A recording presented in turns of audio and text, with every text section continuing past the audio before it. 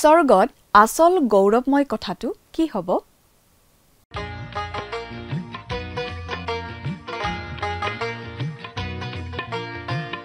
আজিৰে পবিত্ৰ ক্ষণতে উজলি উঠা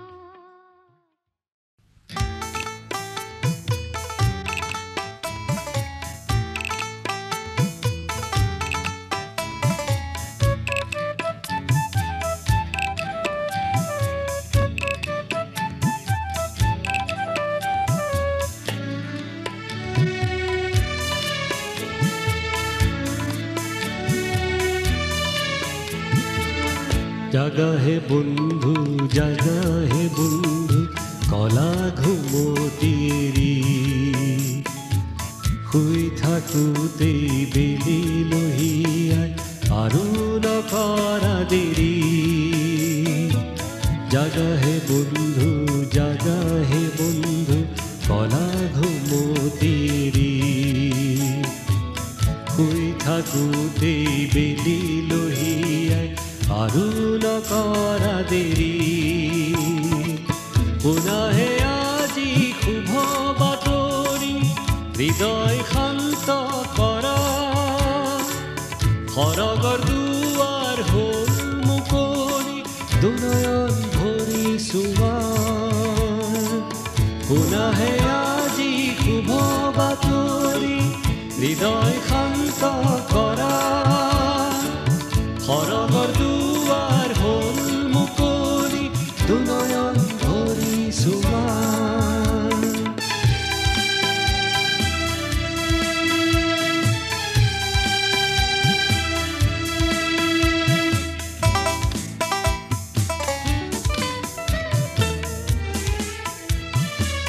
যিশুৱে মাতে আহা কাষৰে ভয় শংকা এৰি অনন্ত জীৱন আছে তেওঁতে আহা সবে আজি ধৰি যিশুৱে মাতে আহা কাষৰে ভয় শংকা এৰি অনন্ত জীৱন আছে তেওঁতে আহা সবে আজি ধৰি যিশুতে পাবা সুখৰ আধাৰ পাপ অপৰাধ ক্ষমা তোমাৰ জীৱন আৰু প্ৰাণ মন তেওঁতে অৰ্পণ কৰা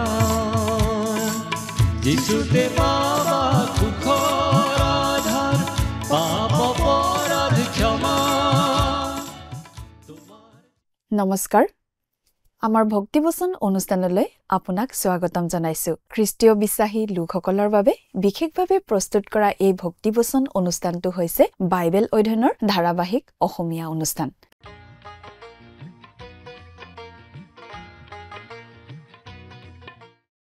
প্ৰিয় দৰ্শক আপুনি যদি আমাৰ আগৰ অনুষ্ঠানটো শুনিছিল তেনেহলে আপোনাৰ নিশ্চয় মনত আছে যে আমি বাইবেলৰ পুৰণি নিয়ম খণ্ডৰ সফনিয়া ভাৱবাদীৰ পুস্তকখন অধ্যয়ন কৰি আছো আগৰ অনুষ্ঠানত আমি এই সফনিয়া ভাৱবাদীৰ পুস্তকখনৰ 3 নম্বৰ অধ্যায়ৰ 1 নম্বৰ পদৰ পৰা 8 নম্বৰ পদলৈকে পঢ়ি তাৰ ভিত্তিত আগবঢ়োৱা আলোচনা শুনিবলৈ পালো আজিৰ অনুষ্ঠানত আমি এই সফনিয়া ভাৱবাদীৰ পুস্তকৰ 3 নম্বৰ অধ্যায়ৰ 9 নম্বৰ পদৰ পৰা 20 নম্বৰ পদ অৰ্থাৎ শেষৰটো পদলৈকে পঢ়ি তাৰ ভিত্তিত আগবঢ়োৱা আলোচনা শুনিবলৈ পাম গতিকে আজিৰ অনুষ্ঠানত এই সফনিয়া ভাৱবাদীৰ পুস্তকখনৰ অধ্যয়নৰ সামৰণি পৰিব দ্বিতীয় অধ্যায়ত দেখিছিলো যে ঈশ্বৰৰ বিচাৰ বিশ্বব্যাপী ইয়াৰ পৰিসৰ বিশ্বব্যাপী আৰু ইয়াত পৃথিৱীৰ ওপৰৰ প্ৰতিটো জাতি অন্তৰ্ভুক্ত কৰা হৈছে 3 নম্বৰ অধ্যায়ৰ 1 পৰা 5 পদত ঈশ্বৰে তেওঁৰ লোকসকলৰ ওপৰত আহি থকা বিচাৰলৈ ঘূৰি আহিছে তাৰ পাছত ভৱিষ্যতে গোটেই পৃথিৱীলৈ আহি থকা বিচাৰৰ কথা কৈছে আহিবলগীয়া বিচাৰৰ সতৰ্কবাণী আৰু যি সৰু বিচাৰ আহিছিল মানুহবোৰৰ ওপৰত বিশেষ কোনো প্ৰভাৱ পৰা নাছিল সেইবাবে অৱশেষত প্ৰভুৰ মহান দিনটো লৈ আহিব অৰ্থাৎ বিচাৰৰ চূড়ান্ত ৰূপটোক পৃথিৱীলৈ নমাই আনিব সেই প্ৰভুৰ দিন এই পৃথিৱীলৈ আহি আছে ঈশ্বৰে জনাই দিছিল যে তেওঁৰ সংকল্প হৈছে জাতিবোৰক গোট খুৱাবলৈ, যাতে ৰাজ্যবোৰক একত্ৰিত কৰি তেওঁলোকৰ ওপৰত তেওঁৰ ক্ৰোধ ঢালি দিব পাৰে, কিয়নো ঈশ্বৰৰ ঈৰ্ষাৰ জুইত সমগ্ৰ পৃথিৱী গ্ৰাস কৰা হ'ব। আমাৰ এই পৃথিৱীখন ঈশ্বৰৰ সেই বিচাৰৰ দিশে আগবাঢ়িছে। এই বিচাৰটোৱে আৰম্ভ হ'ব যেতিয়া প্ৰভু যীশু খ্ৰীষ্টই তেওঁৰ মণ্ডলীৰ বাবে এই পৃথিৱীলৈ উভতি আহিব। ই মহাক্লেশৰ কালৰ পৰা আৰম্ভ হ'ব আৰু শেষ হ'ব যেতিয়া তেওঁ এই পৃথিৱীত নিজৰ ৰাজ্য প্ৰতিষ্ঠা কৰিবলৈ আহে। পুস্তকখনৰ আৰম্ভণিতে অন্ধকাৰ আগজাননী আৰু বিচাৰৰ অশুভ সংকেত আমি পাওঁ। জেৰুচালেম নগৰৰ বিচাৰৰ বিষয়ে পাওঁ। যেতিয়া আমি মহাক্লেশৰ সময়ৰ সেই ছবিখনলৈ আহোঁ, তেতিয়া ই বেছি ভয়ংকৰ হয়। যেতিয়া ঈশ্বৰে সকলো জাতিক বিচাৰ কৰিব, যেতিয়া তেওঁলোকক সেই শেষ দিনত জেৰুচালেমৰ বিৰুদ্ধে আহিব। ছফনিয়াৰ পুস্তকত দুবিধ বিচাৰ দেখিছোঁ। নিজৰ লোকসকলৰ ওপৰত ঈশ্বৰৰ বিচাৰ আৰু তাৰ পাছত জাতিবোৰৰ ওপৰত। জগতৰ ওপৰত ঈশ্বৰৰ বিচাৰৰ কথা। কিন্তু অৱশেষত অন্ধকাৰ আঁতৰি যায় যেতিয়া প্ৰভু যীশুৱে তেওঁৰ ৰাজ্য প্ৰতিষ্ঠা কৰিব। প্ৰিয় দৰ্শক, কথাবোৰ অধিক বহলাই চাবলৈ আহকচোন। এতিয়া আমি মূল আলোচনাটোৰ মাজলৈ আগবাঢ়ি যাওঁ। আমাৰ মহান ত্ৰাণকৰ্তা প্ৰভু যীশুখ্ৰীষ্টৰ নামত নমস্কাৰ। প্ৰিয় শ্ৰোতা, এতিয়া আমি ছফনিয়া পুস্তকৰ শেষ ভাগত সোমাই পৰিছোঁ। আমি এতিয়া অন্ধকাৰৰ পৰা দিনৰ পোহৰত প্ৰৱেশ কৰিম। ভৱিষ্যতে কি আশীৰ্বাদ সাঁচি থোৱা আছে সেই কথা আমি এতিয়া দেখিবলৈ পাম। এই পুস্তকখনত থকা ধুমুহাৰ বতৰটো আঁতৰি গ'ল। পুস্তকৰ আৰম্ভণিতে পাইছিলোঁ আহিব ধৰা সুধবিচাৰৰ দ্বন্দ্বৰ অন্ধকাৰ ছবিখন। পুস্তকৰ প্ৰথম ভাগত আমি জেৰুচালেম নগৰৰ ওপৰলৈ নামি আহিব ধৰা অভিশাপৰ বৰ্ণনা পাইছিলোঁ। অতি ভয় লগা ধৰণৰ বৰ্ণনা। শেষ কালত মহাক্লেশৰ সময়ত জেৰুচালেমৰ তাতোকৈ ভয় লগা অৱস্থা হ'ব। ছফনিয়াত আমি দুই প্ৰকাৰৰ সুধ বিচাৰৰ দ্বন্দ্বৰ কথা পাইছোঁ। প্ৰথমটো হৈছে ঈশ্বৰে নিজৰ লোকবিলাকক দিয়া শুধৰণিমূলক শাস্তি। কিয়নো প্ৰভুৱে যাক প্ৰেম কৰে তেওঁক শাস্তি দিয়ে আৰু তেওঁক গ্ৰাহ্য কৰা প্ৰতিজন পুত্ৰক কোবায়। ইব্ৰী 12 নম্বৰ অধ্যায়ৰ 6 নম্বৰ পদ। অৰ্থাৎ ঈশ্বৰে সন্তানক শাস্তি দি শিকায়। সেই শাস্তি হৈছে অনুশাসনমূলক শাস্তি। কিন্তু ঈশ্বৰে বিশ্বাসহীন জগতখনৰো সুধবিচাৰ কৰিব লাগিব। এই সৰু পুস্তকখনত আমাৰ আগত এনেকুৱা সুধবিচাৰৰ ছবি দাঙি ধৰা হৈছে। এই পুস্তকখন আমি কল্পনা কৰিব পৰা সকলো প্ৰাকৃতিক দুৰ্যোগৰ সমাহাৰ বুলি আমি ক'ব পাৰোঁ। এই পুস্তকখন পঢ়ি আপুনি ভাবিব পাৰে ঈশ্বৰে নিজৰ লোকবিলাকক বেয়া পায়, মানৱ জাতিক বেয়া পায়। তেওঁ প্ৰতিশোধপৰায়ণ, নিষ্ঠুৰ, বৰ্বৰ, অনুভূতিহীন, আৱেগবিহীন। কিন্তু পুস্তকৰ আৰম্ভণিতে আমি কোৱা কাহিনীটোৱেই আচলতে ছফনিয়া পুস্তকৰ বাৰ্তা। সেই কাহিনীটো হৈছে এজন মানুহে আন্ধাৰ ৰাতি এজনী সৰু ছোৱালীক মাকৰ কোলাৰ পৰা কাঢ়ি নি এজন মানুহৰ হাতত তুলি দিয়ে আৰু সেই মানুহজনে চুৰিৰে ছোৱালীজনীৰ পেট ফালি দিয়ে। কিন্তু গোটেই ঘটনাটো জনাৰ পাছত আমি বুজি পাওঁ যে মানুহজন আচলতে ছোৱালীজনীৰ দেউতাক আৰু পেটত চুৰি বহাই দিয়া মানুহজন ডাক্তৰ। সৰু ছোৱালীজনীৰ এপেণ্ডিচাইটিছ হৈছিল। লগে লগে অস্ত্ৰোপচাৰ নকৰিলেই নহয়। গতিকে তেওঁ সেই ৰাতি ছোৱালীজনীক হস্পিটেললৈ অস্ত্ৰোপচাৰৰ বাবে লৈ গৈছিল আৰু ডাক্তৰৰ হাতত তুলি দিছিল। গোটেই কামখিনি মৰমৰ ভাৱেৰেই কৰা হৈছিল। আজি মহান চিকিৎসক ঈশ্বৰে তেওঁৰ নিজৰ মৰমৰ সন্তানক এনেদৰে অপাৰেশ্যন কৰিব লগা হয়। সুধবিচাৰ কৰি দণ্ড দিয়ে। কিন্তু সেই সুধবিচাৰ কৰি দণ্ড দিয়া কামতো ঈশ্বৰ প্ৰেমময়। বিশ্বাসহীন লোকক দণ্ড দিওঁতেও নাইবা নিজৰ লোকক শাস্তি দিওঁতেও ঈশ্বৰ প্ৰেমময়। আমি বাস কৰা এই পৃথিৱীত এদিন জৱনিকা পৰিব। মানুহৰ ছুটি দিনৰ অন্ত পৰিব। মানুহৰ বিচাৰৰ দিন আহিব। কিন্তু ঈশ্বৰে তেওঁৰ নিজৰ সন্তানসকলক পুনৰ সংস্থাপিত কৰিব। আৰু আমি দেখিবলৈ পাম যে এই পৃথিৱীত আমি সহন কৰিব লগা সকলো দুখ যন্ত্ৰণা আচলতে আমাৰ ভালৰ বাবেই। আমি আন এটা সত্য ঘটনা ক'ব খুজিছোঁ। এজন ল'ৰা শিক্ষা গ্ৰহণ কৰিবৰ বাবে ঘৰৰ পৰা আঁতৰত গৈ থাকিব লগা হৈছিল। তাত হোষ্টেলত থাকোঁতে বহুত ধৰণৰ সমস্যাই দেখা দিছিল। পঢ়া পাঠবোৰো যথেষ্ট টান আছিল। ল'ৰাটোৰ খুব ঘৰলৈ মনত পৰিছিল। সি দেউতাকলৈ এই বুলি লিখিছিল, দেউতা, ইয়াত বৰ কষ্ট। ঘৰত কৰিব দিয়া কামৰ বোজা খুব বেছি। হোষ্টেলৰ নিয়মবোৰো বৰ কঢ়া। খোৱা বোৱাও সিমান ভাল নহয়। মোৰ ঘৰলৈ মনত পৰি থাকে। মই ঘৰলৈ ঘূৰি যাব বিচাৰোঁ। দেউতাকে সেই চিঠি পোৱাৰ পাছত অতি চোকা ভাষাৰে এই বুলি লিখি পঠিয়ালে, তুমি তাতে থাকা। যিমান কষ্ট হ'লেও কষ্ট কৰি পঢ়ি থাকা। কামত মন দি লাগি থাকা। দেউতাকৰ চিঠিখন পাই ল'ৰাটোৱে মনতে ভাবিলে, মোক মোৰ দেউতাই মৰম নকৰে নেকি? মোক মৰম কৰা হ'লে মোৰ এই কষ্ট দেখি মোক ইয়াৰ পৰা নিশ্চয় লৈ গ'লহেঁতেন। আমাক স্বৰ্গীয় পিতৃ ঈশ্বৰেও এই বুলি কয়, তুমি সেই জীৱনৰ স্কুলতে থাকা। মই তোমাৰ বাবে এটা ঠাই প্ৰস্তুত কৰি আছোঁ আৰু সেই ঠাইৰ বাবে মই তোমাক প্ৰস্তুত কৰি আছোঁ। এই কথাখিনি মনত ৰাখি আমি ছফনিয়াৰ এই শেষ ভাগটো পঢ়োঁ হওক। 3 নম্বৰ অধ্যায়ৰ 9 নম্বৰ পদটো প্ৰথমতে পঢ়ি দিম। কিয়নো আটাই জাতিয়ে জিহুৱাৰ নামেৰে প্ৰাৰ্থনা কৰিবৰ নিমিত্তে আৰু সিহঁত আটাইবোৰে একে মনেৰে তেওঁৰ আৰাধনা কৰিবৰ নিমিত্তে মই সেই সময়ত সিহঁতক শুদ্ধ উঠ দিম।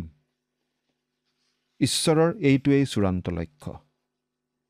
সন্মুখত থকা এই লক্ষ্যটোক লৈয়েই ঈশ্বৰে কাম কৰি থাকে। এই কথাটোৱেই আমি এই অংশটোত পাই থাকিম, কাৰণ আমি এতিয়া পোহৰত প্ৰৱেশ কৰিছোঁ। আমি আৰু এতিয়া সুদ বিচাৰ দ্বন্দ্বৰ অন্ধকাৰত নাই।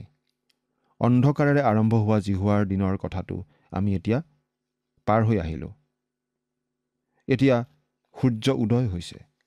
মানৱ জাতিৰ ওপৰত এতিয়া সূৰ্যৰ পোহৰ পৰা আমি দেখিছোঁ।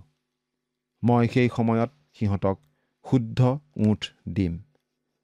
তাৰমানে সেই সময়ত সকলো লোকেই ইব্ৰী ভাষাৰে কথা নকয়, নাইবা কিবা বেলেগ এটা ভাষাৰে সকলোৱে কথা নকয়।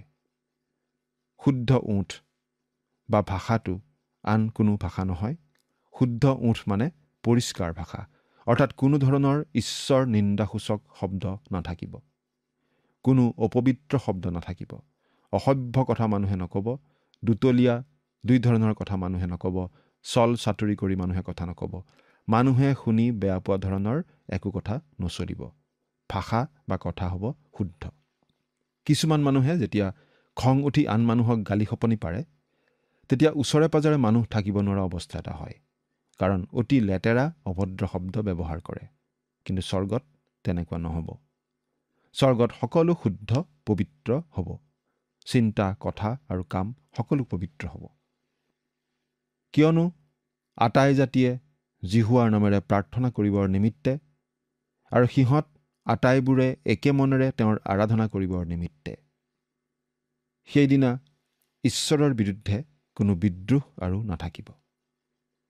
সেই স্বৰ্গ থাকিবলৈ সুন্দৰ ঠাই হ'ব।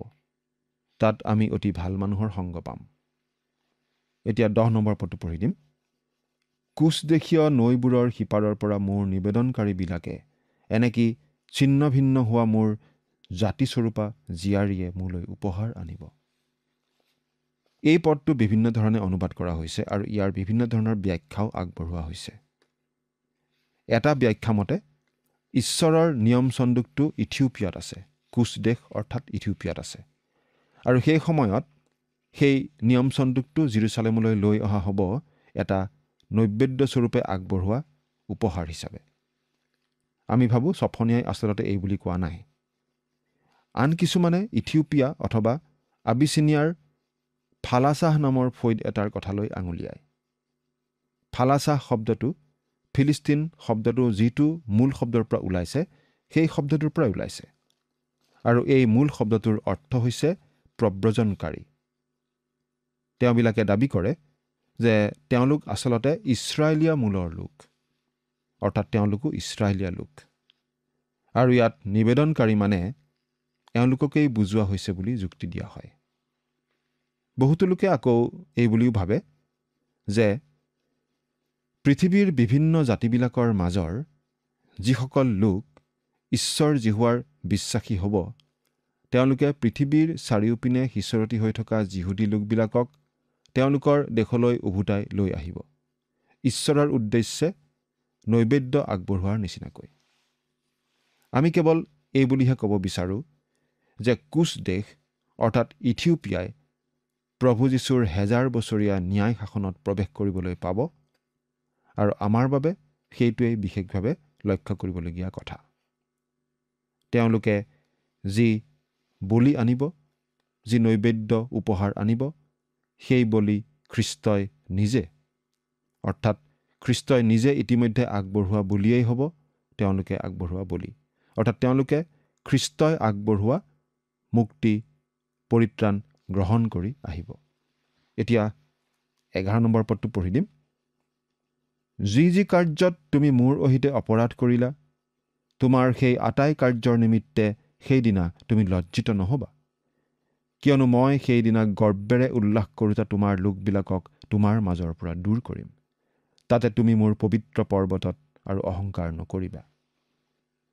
ঈশ্বৰে তেওঁৰ নিজৰ লোকক ইয়াত কথা কৈছে। আমি দেখিবলৈ পাইছিলোঁ যে ঈশ্বৰে তেওঁলোকক সুধবিচাৰ কৰি দণ্ডবিহাৰ এটা কাৰণ এয়ে আছিল যে তেওঁলোকে অনৈতিক কাৰ্যত লিপ্ত হৈছিল, আৰু সেই অনৈতিক কাৰ্য কৰাৰ বাবে, কুকাৰ্য কৰাৰ বাবে তেওঁলোকে লাজ নকৰিছিল। তেনেকুৱা কামৰ বাবে তেওঁলোকৰ অলপো লাজ নালাগিছিল। কিন্তু প্ৰিয় শ্ৰোতা, ঈশ্বৰৰ লোকে কেতিয়াও পাপ কৰি সন্তুষ্টি লাভ কৰা অৱস্থা পাব নোৱাৰে। যদিহে আপুনি পাপ কৰিও আনন্দমনে থাকিব পাৰিছে, তেনেহ'লে এটা কথা আপুনি নিশ্চিতভাৱে জানিব পাৰে যে আপুনি ঈশ্বৰৰ সন্তান নহয়। সেই অপব্যয় পুত্ৰই গাহৰিৰ গঁড়ালত কেতিয়াও সন্তুষ্টি লাভ কৰিব পৰা নাছিল, আৰু যিহেতু তেওঁ পিতৃৰ সন্তান আছিল, গতিকে তেওঁ অৱশেষত এই বুলি ক'ব পাৰিছিল, মই মোৰ পিতৃৰ ওচৰলৈ উভতি যাম। সেই কথাটোৱেই দেখুৱাই দিলে যে তেওঁ গাহৰি নহয়। গাহৰিয়ে গাহৰিৰ গঁড়ালহে ভাল পায়, কিন্তু মানুহৰ সন্তানে গাহৰিৰ গঁড়াল ভাল পাব নোৱাৰে। সন্তানে পিতৃৰ ঘৰলৈ উভতি যাব বিচাৰে, কাৰণ তেওঁ সেই পিতৃৰ ঘৰতেই আচল আনন্দ বিচাৰি পায়, কাৰণ তেওঁত সেই পিতৃৰ স্বভাৱ আছে। ঈশ্বৰে ইয়াত অতি পৰিষ্কাৰভাৱে জনাই দিছে, যি যি কাৰ্যত তুমি মোৰ অহিতে অপৰাধ কৰিলা, তোমাৰ সেই আটাই কাৰ্যৰ নিমিত্তে তুমি সেইদিনা লজ্জিত নহবা, কিয়নো মই সেইদিনা গৰ্বেৰে উল্লাস কৰোঁতা তোমাৰ লোকবিলাকক তোমাৰ মাজৰ পৰা দূৰ কৰিম, তাতে তুমি মোৰ পবিত্ৰ পৰ্বতত আৰু অহংকাৰ নকৰিবা। ইয়াত আচলতে সেই দিনৰ কথা কোৱা হৈছে যেতিয়া নম্ৰবিলাকে পৃথিৱীখন অধিকাৰ কৰিব। আন মানুহবিলাকে এতিয়া পৃথিৱীখনত দপদপাই আছে, আৰু পৃথিৱীখন আচলতে একো ভালদৰে তেওঁলোকে চলাব পৰা নাই। আজি পৃথিৱীত নম্ৰ লোকৰ একো স্থান নাই যেন লাগে, কিন্তু সেইদিনা নম্ৰ লোকে পৃথিৱীখন অধিকাৰ কৰিবলৈ পাব। 12 নম্বৰ পদ, কিন্তু মই তোমাৰ মাজত দুখী দৰিদ্ৰ এক জাতিক অৱশিষ্ট ৰাখিম, তেওঁবিলাকে জিহুৱাৰ নামত নিৰ্ভৰ কৰিব। বাবিলনীয়াবিলাকে যিহুদী লোকবিলাকক বন্দী কৰি নিওঁতে 3 বাৰ তেনেদৰে বন্দী কৰি লৈ গৈছিল, কিন্তু 3 বাৰ বন্দী কৰি নিওঁতেও সকলোবিলাক মানুহ তেওঁলোকে নিয়া নাছিল।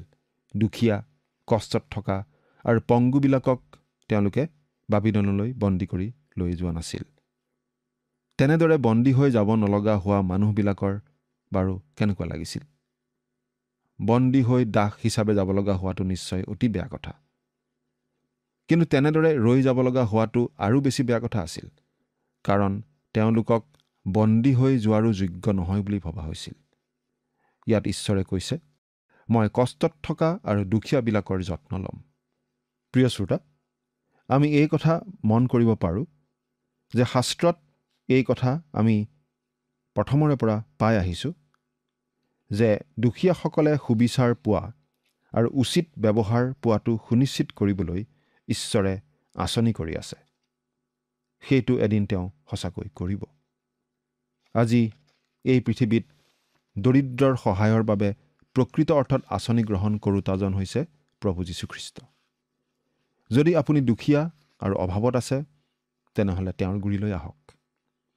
তেওঁ আপোনাক সহায় কৰিব পাৰে, আৰু একমাত্ৰ তেওঁৱেই সহায় কৰিব পাৰে। 13 নম্বৰ পদ, ইছৰাইলৰ অৱশিষ্ট ভাগে অপৰাধ নকৰিব, বা মিছা কথা নক'ব, নাইবা তেওঁবিলাকৰ মুখত প্ৰবঞ্চক জিভা পোৱা নাযাব, কিয়নো তেওঁবিলাক চৰিব আৰু শুব। তেওঁবিলাকক ভয় লগাবলৈ কোনো নাথাকিব। ইছৰাইলৰ অৱশিষ্ট ভাগে অপৰাধ নকৰিব। সদায়েই এটা অৱশিষ্ট লোকৰ দল আছিল আৰু আছে, যিসকলে ঈশ্বৰ বিশ্বাস কৰে, আৰু সেই 1000 বছৰীয়া শাসনকালত এনে এটা বৃহৎ দল থাকিব। বা মিছা কথা নক'ব, নাইবা তেওঁবিলাকৰ মুখত প্ৰবঞ্চক জিভা পোৱা নাযাব। সেই সময়ত তেওঁলোকে এনে কাম নকৰিব, মানে এইটো বুজিব পাৰি যে আগতে তেওঁলোকে তেনেকুৱা কাম কৰিছিল। আনকি ঈশ্বৰৰ লোকো পাপত লিপ্ত হয়, কিন্তু অনবৰতেই লিপ্ত হৈ থাকিব নোৱাৰে। ঈশ্বৰৰ লোকে পাপত সদায় থাকিব নোৱাৰে। তেওঁলোকৰ ভৰি লেতেৰা হ'ব পাৰে। তেওঁলোক হয়তো গাহৰিৰ গঁড়াল পাবগৈ পাৰে, কিন্তু তেওঁলোক গাহৰিৰ গঁড়ালত কেতিয়াও চিৰদিনৰ বাবে থাকি যাব নোৱাৰে, কিয়নো তেওঁবিলাক চৰিব আৰু শুব। তেওঁবিলাকক ভয় লগাবলৈ কোনো নাথাকিব। ঈশ্বৰে যেতিয়া তেওঁৰ লোকবিলাকক তেওঁলোকৰ দেশত পুনৰ সংস্থাপিত কৰিব, তেতিয়া এইবোৰ ঘটিব। আজি এই ভাৱবাণীটো ফলিওৱা বুলি আমি ক'ব পাৰোঁ জানো? আজি কিন্তু ইছৰাইলৰ লোকবিলাক অনবৰতেই ভয়ত আছে, কিন্তু ভৱিষ্যতে এই ভাৱবাণী ফলিয়াব। এতিয়া আমি আহিবলগীয়া ৰজাজনাই এই পৃথিৱীত তেওঁৰ ৰাজ্য স্থাপন কৰাৰ কথা পঢ়িবলৈ পাম। 3 নম্বৰ অধ্যায়ৰ 14 আৰু 15 নম্বৰ পদ দুটা পঢ়োচোন। হে চিয়ন জীয়াৰী, গান কৰা। হে ইছৰাইল, জয়ধ্বনি কৰা। হে জেৰুচালেম জীয়াৰী, সমস্ত মনেৰে আনন্দ আৰু উল্লাস কৰা। জিহুৱাই তোমাৰ দণ্ডবোৰ দূৰ কৰিলে, তোমাৰ শত্ৰুক খেদি দিলে। ইছৰাইলৰ ৰজা জিহুৱা তোমাৰ মাজত আছে, তুমি আৰু অমংগললৈ ভয় নকৰিবা। প্ৰভু যীশু আহিব এই পৃথিৱীলৈ আৰু মন্দতাক দমন কৰা হ'ব। মোৰ গোটেই পবিত্ৰ পৰ্বতত কোনেও কাকো হিংসা বা বিনষ্ট নকৰিব, কিয়নো সমুদ্ৰ যেনেকৈ পানীৰে ঢকা, তেনেকৈ পৃথিৱী জিহুৱা বিষয়ক জ্ঞানেৰে পৰিপূৰ্ণ হ'ব। যিচয়া 11 নম্বৰ অধ্যায়ৰ 9 নম্বৰ পদ। এতিয়া 16 নম্বৰ পদটো পঢ়িম। সেইদিনা জেৰুচালেমক এই কথা কোৱা যাব, তুমি ভয় নকৰিবা। হে চিয়ন, তোমাৰ হাত ঢিলা নহওক। সেইদিনা জেৰুচালেমক এই কথা কোৱা যাব, তুমি ভয় নকৰিবা। আজি কিন্তু জেৰুচালেম ভয়ত থাকিব লগা হৈছে, কিন্তু তেতিয়া আৰু জেৰুচালেমে একো ভয় কৰিব নালাগিব। হে চিয়ন, তোমাৰ হাত ঢিলা নহওক, অৰ্থাৎ প্ৰভুৰ কাৰণে ব্যস্ত হোৱা। 17 নম্বৰ পদটো অতি অপূৰ্ব, পঢ়ি দিছোঁ, শুনিবচোন। তোমাৰ ঈশ্বৰ জিহুৱা তোমাৰ মাজত আছে, তেওঁ ত্ৰাণকৰ্তা বীৰ। তেওঁ আনন্দেৰে তোমাৰ বিষয়ে উল্লাস কৰিব, নিজ স্নেহত মনে মনে থাকিব আৰু গান গাই তোমাৰ বিষয়ে আনন্দ কৰিব। প্ৰিয় শ্ৰোতা, ঈশ্বৰৰ এটা বিশেষ উদ্দেশ্য আছে। তেওঁ সুধবিচাৰ দণ্ডৰ ৰাতিৰ মাজেৰে পাৰ হয়, যাতে আমি নতুন দিনৰ পোহৰ দেখা পাব পাৰোঁ। তেওঁ এই সকলো কৰে যাতে তেওঁ দিনত তেওঁৰ প্ৰেমত জিৰণি ল'ব পাৰে। ঈশ্বৰে আজি আপোনাক মোক প্ৰেম কৰে। আপোনাৰ কথা ক'ব নোৱাৰোঁ, কিন্তু আজি আচলতে তেওঁ মোক প্ৰেম কৰি থিৰে থাকিব নোৱাৰে। তেওঁ আচলতে আজি মোৰ বিষয়ে এই বুলিহে ক'ব পাৰে, তুমি এতিয়াও শুদ্ধ সিদ্ধ হোৱা নাই, তুমি এতিয়াও অপৰিপক্ক অৱস্থাতেই আছা, তুমি ভুল ভ্ৰান্তিৰে ভৰা, তুমি যিকোনো সময়তে অপথে যাব পৰা অৱস্থাতেই আছা। এৰা, আজি ঈশ্বৰে আমাক প্ৰেম কৰি শান্তিৰে ৰৈ থাকিব নোৱাৰে। কিন্তু এদিন আমি প্ৰতিজন খ্ৰীষ্টীয় বিশ্বাসীয়েই তেওঁৰ নিচিনা হ'ম। তেওঁ আমাক অস্ত্ৰোপচাৰ কৰা মেজত ৰখাৰ পাছত, তাৰ পাছত তেওঁ আমাক তেওঁৰ ওচৰ চপাই ল'ব। এইটো কি যে সুন্দৰ আশাৰ কথা। 18 পৰা 20 নম্বৰ পদলৈকে পঢ়ি দিম। তোমাৰ পৰা উৎপন্ন হোৱা যি লোকবিলাকে পবিত্ৰ সভাৰ নিমিত্তে শোক কৰে আৰু ধিক্কাৰত ভাৰগ্ৰস্ত হয়, সেই লোকবিলাকক মই গোটাম। চোৱা, সেই সময়ত তোমাক দুখ দিয়া আটাইবোৰলৈ যি কৰিবলগীয়া তাক মই কৰিম। মই লেঙেৰীজনীক ৰক্ষা কৰিম আৰু খেদি দিয়াজনীক গোটাম। আৰু যিবিলাকৰ লাজ গোটেই পৃথিৱীতে ব্যাপিছে, তেওঁবিলাকক মই প্ৰশংসা আৰু সুখ্যাতিৰ বিষয় কৰিম। সেই সময়ত মই তোমালোকক আনিম আৰু সেই সময়ত মই তোমালোকক গোটাম, কিয়নো জিহুৱাই কৈছে, যেতিয়া মই তোমালোকৰ সাক্ষাতে তোমালোকৰ বন্দী অৱস্থা পৰিৱৰ্তন কৰিম, তেতিয়া পৃথিৱীৰ আটাই জাতিৰ আগত মই তোমালোকক সুখ্যাতি আৰু প্ৰশংসাৰ বিষয় কৰিম। সেই দিনৰ পোহৰৰ সময় আহিব। সেই দিন ইছৰাইল জাতিৰ বাবে গৌৰৱময় দিন হ'ব, খ্ৰীষ্টীয় মণ্ডলীৰ বাবেও গৌৰৱময় দিন হ'ব। ঈশ্বৰে আমাক বহুতকে জুইৰ মাজেদি পাৰ কৰি নি আছে, দুখ কষ্টৰ মাজেদি নি আছে। স্বৰ্গৰ গৌৰৱময় কথা, তাৰ সোণাময় আলিবাটবোৰ নহ'ব, মণিমুকুতাৰে বন্ধোৱা দুৱাৰবোৰো নহ'ব। আমাৰ সকলো চকুলো যে মচি পেলোৱা হ'ব সেই কথাটোও নহ'ব। গৌৰৱময় কথাটো কি হ'ব জানেনে? গৌৰৱময় কথাটো এয়ে হ'ব যে এই জীৱনত ঈশ্বৰে আমাক যি দুখ কষ্টৰ মাজেদি যাবলৈ দিছে আৰু যি বোজা আমাৰ কান্ধত দিছে, তাৰ বাবে যে আমি ঈশ্বৰক ধন্যবাদ দিম, সেই কথাটোহে স্বৰ্গত সকলোতকৈ গৌৰৱময় কথা হ'ব। এদিন আমি আমাৰ ত্ৰাণকৰ্তা প্ৰভু যীশুৰ মুখামুখি হ'ম আৰু আজিৰ সকলো কথাৰ বাবে তেওঁক ধন্যবাদ দিম। সেই ত্ৰাণকৰ্তা প্ৰভু যীশুক আপুনি বাৰু চিনি পায়নে? তেওঁক আপোনাৰ বাৰু ত্ৰাণকৰ্তা বুলি গ্ৰহণ কৰিছেনে? ঈশ্বৰে আপোনাক আশীৰ্বাদ কৰক। আমেন।